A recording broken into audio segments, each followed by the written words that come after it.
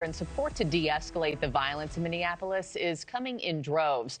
This after 37-year-old Alex Pretti was shot and killed by federal law enforcement on Saturday.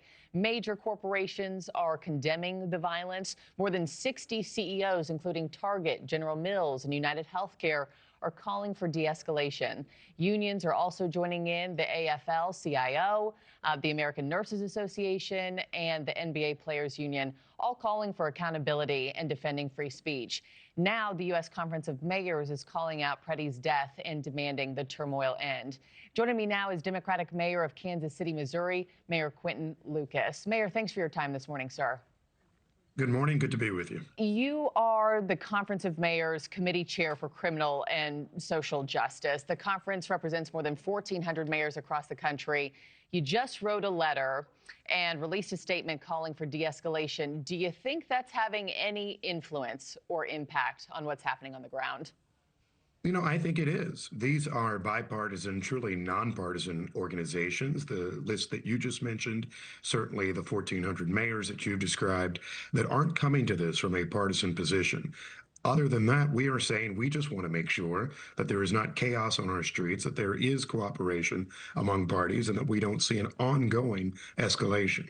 Currently in Minneapolis, it's below 0 degrees, and you continue to see this type of maelstrom in the streets between parties. And so we've talked to police chiefs, we've talked to other mayors around the country, other business leaders, and more. All agree that it is time for this to end. It's time for folks to walk together. And that's the message that we're sharing. And I believe that that is being heard in our federal government today. Your statement calls for immediate intervention from national leaders and immediate attention of the administration, congressional leaders, and all those who have influence over federal law enforcement.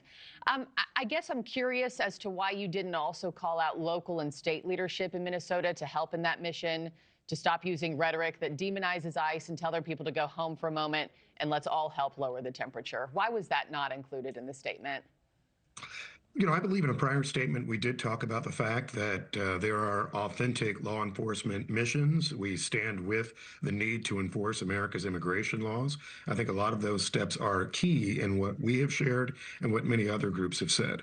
Importantly, though, that cooperation step is key. And we do recognize this as a perspective from being a mayor. There are roughly 600 police officers in Minneapolis. I believe there are 3,000 federal agents in Minneapolis right now. If cooperation were to be at the scale that is desired, perhaps by the federal government, there would not be enough officers in Minneapolis, St. Paul, and probably the entire metropolitan area to give the assistance at the level that's been requested.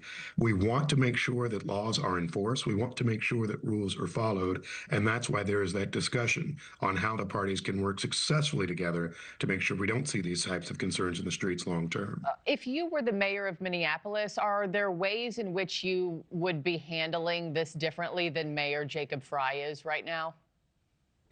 You know, I'm not here to armchair quarterback necessarily him. You notice the Conference of Mayors isn't armchair quarterbacking our federal government leadership either. What you have heard us say very simply is to say, let's find an off-ramp.